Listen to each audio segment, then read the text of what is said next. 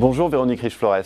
Bonjour Thibault. Vous êtes économiste, fondatrice et présidente de Riche-Flores Research. On va évoquer l'inflation aujourd'hui. Il faut le dire, depuis le début de l'année, les anticipations d'inflation marquent le pas, alors que fin 2016, on était dans un scénario de réflation assez solide qui était attendu. Alors qu'est-ce qui s'est passé ? Alors, il y a plusieurs éléments. D'abord, il faut revenir sur l'origine, la montée des taux d'inflation à l'échelle mondiale qui a été très rapide. Souvenez-vous, entre l'automne et la fin de l'année dernière, on a véritablement eu, en zone euro, on est passé d'une inflation de 0 en Allemagne, quasiment 2%. Ça, ce sont les effets, ce qu'on appelle les effets de base pétroliers, c'est-à-dire qu'en comparaison sur un an, les prix du pétrole étaient en très forte hausse et ça jouait dans la mesure de l'inflation.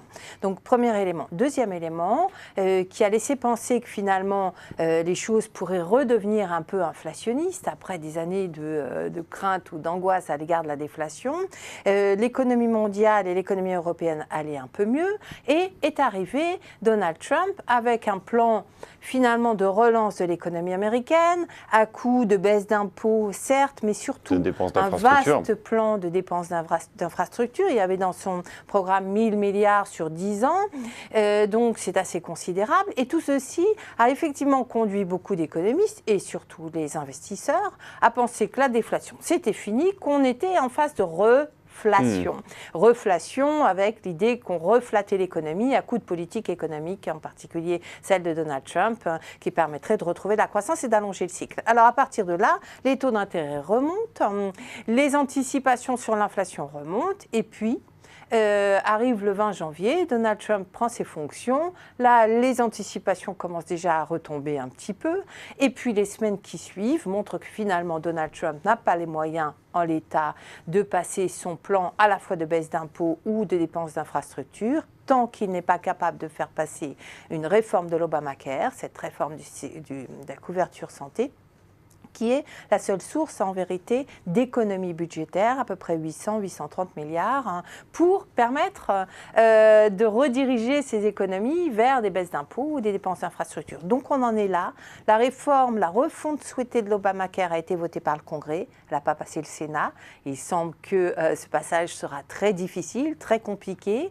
Et en réalité, la question qui se pose aujourd'hui, c'est est-ce que Donald Trump aura même les moyens de procéder à un tout petit peu de son plan.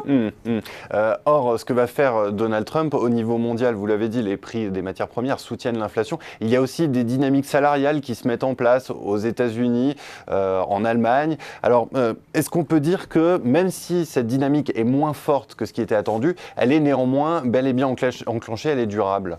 Alors, elle est enclenchée. Aux États-Unis, on retrouve cette dynamique, finalement, pas sur tous les secteurs ou types d'emplois, c'est assez concentré. L'idée, c'était qu'avec un plan de relance, on allonge le cycle et de facto, en allongeant le cycle, on était à peu près certain, effectivement, que les salaires, que la dynamique salariale serait plus prononcée et se déclencherait. Aujourd'hui, on en est beaucoup moins sûr.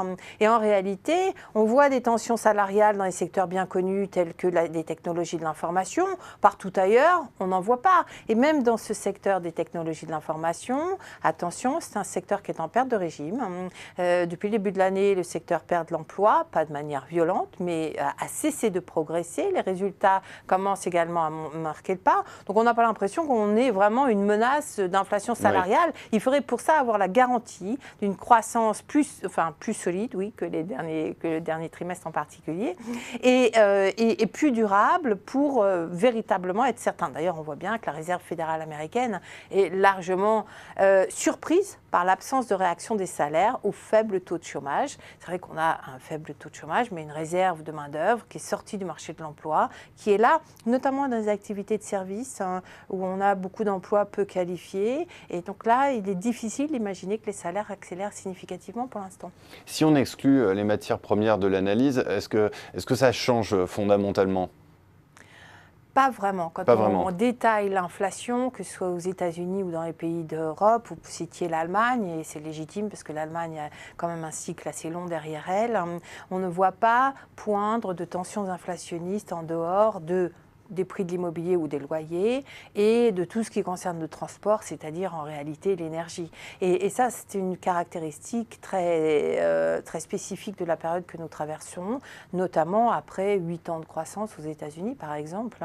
Donc il y a effectivement un contexte qui n'est pas forcément facile à expliquer.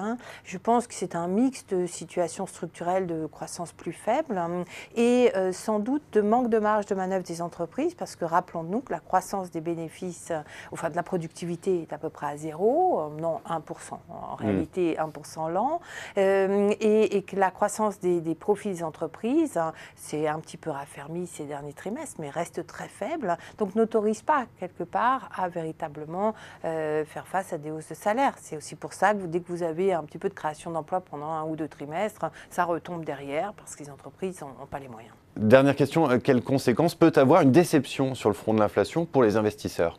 Alors potentiellement assez importante. On voit que la montée des marchés actions a été alimentée par l'espoir de reflation. Donc on voit bien que la situation économique mondiale va un petit peu mieux, mais que globalement on peut avoir quand même de fortes baisses sur les marchés d'actions. Deuxièmement, sur les taux d'intérêt, c'est-à-dire que les taux d'intérêt à long terme, les anticipations d'inflation qui sont pricées par les investisseurs sont en baisse ces dernières semaines assez violentes. Ça veut dire qu'effectivement, le niveau des taux longs baisse et ça entrave la politique des banques centrales, tout particulièrement de la Fed, qui ne pourra pas faire ce qu'elle veut et aller complètement à l'encontre de ce qu'anticipent les marchés. Dernier point, c'est l'or qui grappille du terrain. L'or a une tendance, est une fonction inverse, si je peux dire, des taux d'intérêt. Plus les taux baissent, plus l'or monte, dans un contexte qui par ailleurs est sur le plan géopolitique et autres éminemment instable. Donc des conséquences assez importantes effectivement qu'on surveille de très près, même si aujourd'hui l'abondance de liquidités tend à maintenir la tendance haussière sur les marchés d'actions. Eh bien, merci beaucoup Véronique Riche-Flores pour cette analyse sur ce qui se passe sur le front de l'inflation. Merci. Merci à vous.